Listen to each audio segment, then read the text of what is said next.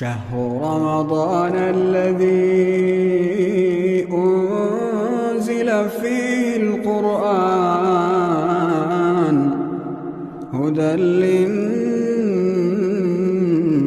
وبينات من الهدى والفرقان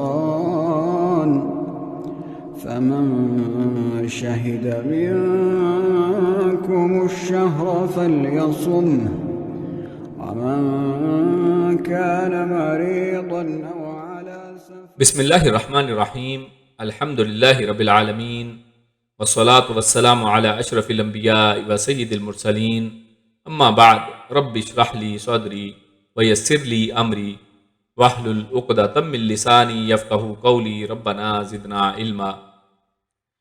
محترم ناظرین، روزوں کے مسائل میں آج ہمارے سامنے جو موضوع ہے وہ روزوں کی قضاء سے متعلق ہے۔ تو سوال یہ ہے کہ میت کے نظر کے روزے کس کو رکھنے ہوں گے؟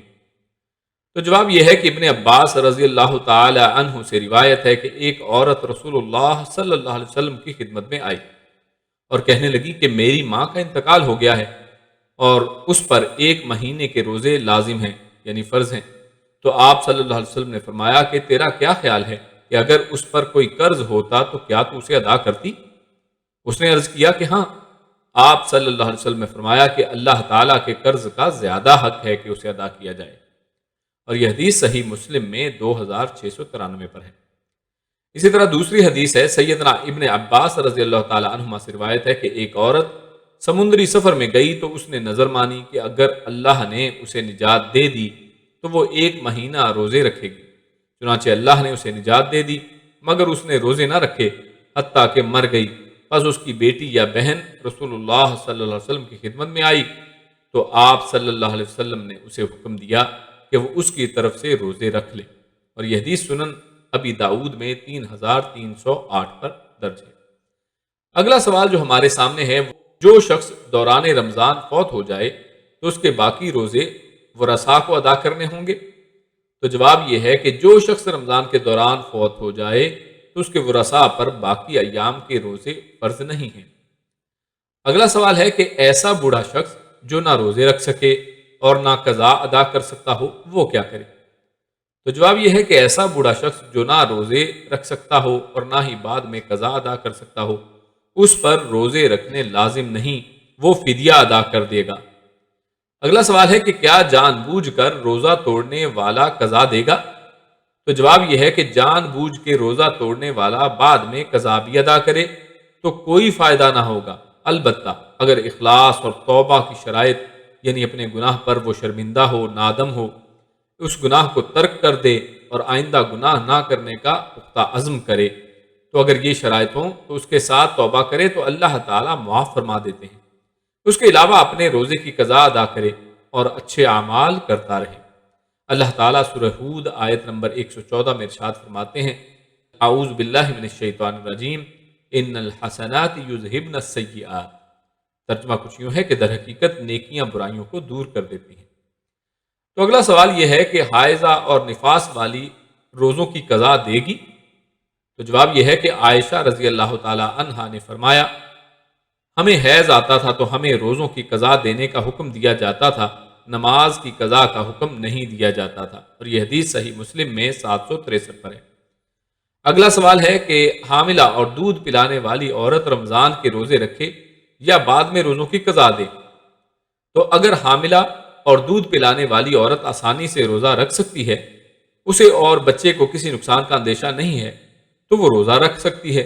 البتہ اگر وہ جسمانی کمزوری یا پھر حمل کے بوجھ یا بچے کو نقصان پہنچنے کے اندیشے کی وجہ سے روزہ نہ رکھے تو ان کو نبی اکرم صلی اللہ علیہ وسلم نے روزہ ترک کرنے کی اجازت دی ہے۔ فدیے میں ہر دن کے بدلے 1 مسکین کو کھانا کھلا دیں۔ فوت شدہ روزوں کی بعد میں قضا ادا کرنی ہوگی۔ سیدنا ابن عباس رضی اللہ تعالی عنہما سے مروی ہے کہ آیت کریمہ وَعَلَى الَّذِينَ يُطِيقُونَهُ فِدْيَةٌ طَعَامُ مِسْكِينٍ، اس کی تفسیر میں انہوں نے کہا کہ بڑی عمر کے بوڑھے مرد اور عورت کے لیے رخصت ہے کہ باوجود روزے کی طاقت کے افطار کر سکتے ہیں، وہ ہر دن کے بدلے 1 مسکین کو کھانا کھلا دیا کریں۔ اسی طرح حاملہ اور دودھ پلانے والی عورتوں کو جب اندیشہ ہو تو وہ بھی افطار کر سکتی ہیں۔ امام ابو داؤد رحمہ اللہ فرماتے ہیں کہ مقصد یہ ہے کہ جب انہیں اپنے بچے کے بارے میں بیماری یا کمزوری وغیرہ کا اندیشہ ہو تو افطار کر سکتی ہیں اور اس کے بدلے کھانا کھلا دیا کریں۔ سنن نبی داؤد 2318۔ اکرمہ نے بیان کیا کہ سیدنا ابن عباس رضی اللہ تعالیٰ عنہ فرماتے ہیں کہ آیت کریمہ وَعَلَى الَّذِينَ يَطِيقُونَهُ فِدْيَةٌ طَعَامُ مسکین حاملہ اور دودھ پلانے والی کے حق میں محکم ہے، اور یہ حدیث سنن ابی داؤد میں 2317 پر ہے۔ انس بن مالک کشیر رضی اللہ تعالیٰ عنہ سے منقول ہے کہ میں نبی صلی اللہ علیہ وسلم کے پاس مدینہ منورہ آیا، آپ کھانا تناول فرما رہے تھے، آپ نے مجھ سے فرمایا آؤ کھانا کھاؤ۔ میں نے عرض کیا میں روزے سے ہوں۔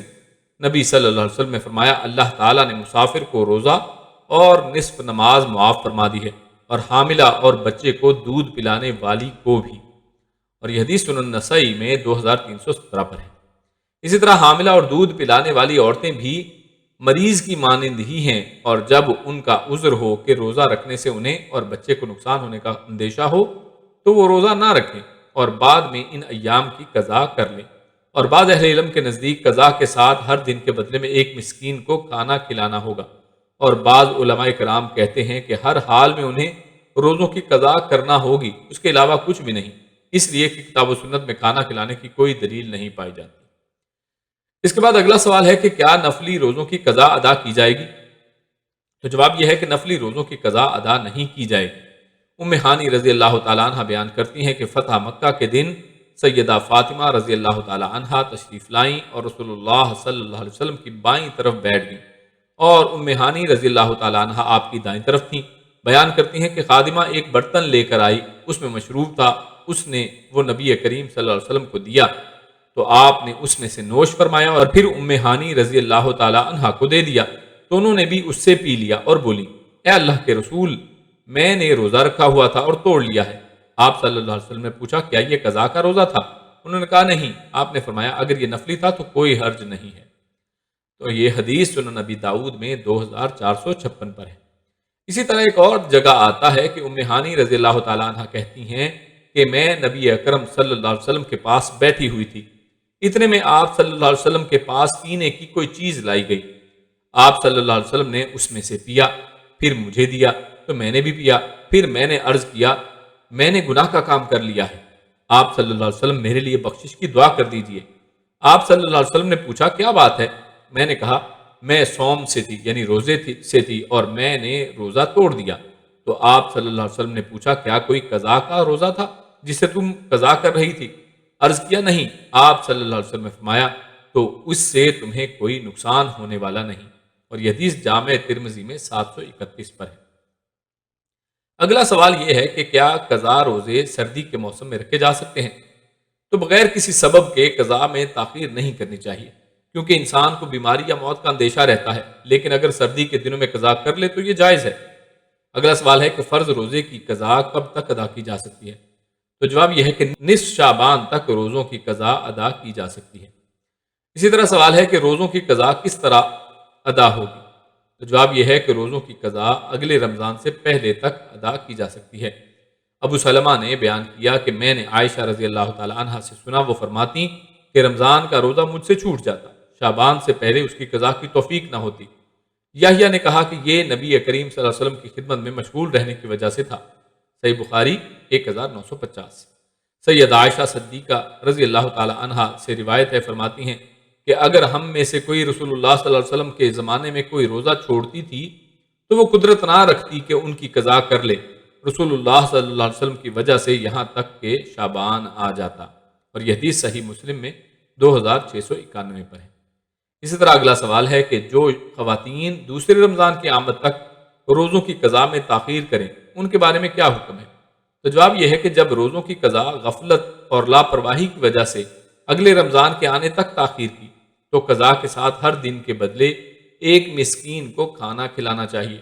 یہ اس صورت میں ہے جبکہ قضا کو مؤخر کرنے کا کوئی معقول عذر نہ ہو، اور اگر کسی عذر جیسے بیماری یا ایسی کمزوری جس کی بنا پر روزے نہ رکھے جا سکیں تو کھانا کھلانا ضروری نہیں ہے، صرف روزوں کی قضا دینی ہوگی۔ اسی طرح اگلا سوال ہے کہ میت کے نظر کے روزے رکھے جائیں گے اور ان کی قضا کون ادا کرے گا؟ تو جواب ہے کہ میت کے نظر کے روزوں کی قضا اس کے ورثاء ادا کریں گے، عائشہ رضی اللہ تعالی عنہ نے کہا کہ رسول اللہ صلی اللہ علیہ وسلم نے فرمایا اگر کوئی شخص مر جائے اور اس کے ذمے روزے واجب ہوں تو اس کا ولی اس کی طرف سے روزے رکھ دے۔ یہ حدیث صحیح بخاری میں 1952 پر ہے۔ اسی طرح اگلا سوال ہے کہ کسی نے بیماری کی وجہ سے رمضان کے روزے نہیں رکھے اور فوت ہو گئے، قضا روزے کون ادا کرے گا؟ تو اس کا جواب یہ ہے کہ بیماری کی وجہ سے روزے نہیں رکھے اور فوت ہو گئے تو اس کے ورثاء پر بھی کچھ نہیں ہے، نہ روزے رکھنا اور نہ کھانا کھلانا۔ اسی پر آج کا ہمارا موضوع ختم ہوا۔ انشاءاللہ اگلے موضوع کے ساتھ اگلی نشست میں آپ کی خدمت میں حاضر ہوں گے۔ السلام علیکم ورحمۃ اللہ وبرکاتہ۔ شهر رمضان الذي أنزل فيه القرآن